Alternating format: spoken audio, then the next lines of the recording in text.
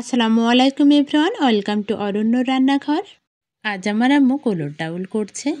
এই গোটা কালো কোলোর ডাউলটা মাটির খোলার সাহায্যে বালিতে ভাজা হয়েছিল। বালিতে কোলোর ডাউল ভাজলে কিন্তু এই সুঘ্রাণটা অনেক বেশি হয়। ডাউল ভাজার সময় এই সুঘ্রাণ কিন্তু আশেপাশের বাড়িতেও ছড়িয়ে যায়।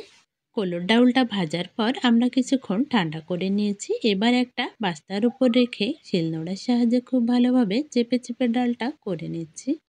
আমাদের সব ডাউলগুলো করা হয়ে এসেছে। এবার একটা কলুর সাহায্যে খুব ভালোভাবে ঝেড়ে ঝুড়ে পরিষ্কার করে নিচ্ছে।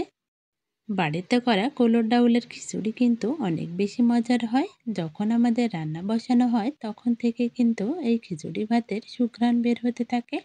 তাই আমি আজকে খিচুড়ি রান্নার লোভ সামলাতে পারলাম না। এক হাঁড়ি খিচুড়ি কিন্তু আমি বসিয়ে দিয়েছি। কেন জানি মনে হচ্ছে টাটকা ডাউলের খিচুড়ি কিন্তু আরও বেশি মজার হবে।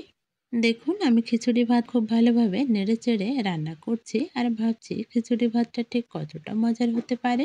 যেহেতু আমরা গ্রামে থাকি তাই এই খিচুড়ি ভাতের সুঘ্রাণ কিন্তু আশেপাশের প্রত্যেকটা বাড়িতেই পৌঁছে গেছে। কেউ কেউ এসে কিন্তু আমার জিজ্ঞেস করছে আমি আসলে কী রান্না করছি। আপনারাই বলুন তো আমার খিচুড়ি ভাতটা ঠিক কতটা মজার হতে পারে। আপনারাও চাইলে এভাবে বাড়িতে কোলোর ডাউল ভেজে খিচুড়ি রান্না করতে পারেন। তাতে করে কিন্তু খিচুড়ির স্বাদটা দ্বিগুণ হয়ে যাবে। আর কাদের কাদের বাড়িতে এভাবে কোলোর ডাউল করে খিচুড়ি রান্না করা হয় সেটা অবশ্যই আমাকে জানাবেন।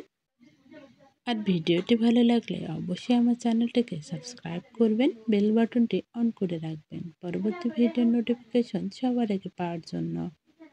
ফেসবুক থেকে দেখে থাকলে অবশ্যই আমার পেজটি একটি লাইক দিয়ে ফলো দিয়ে রাখবেন।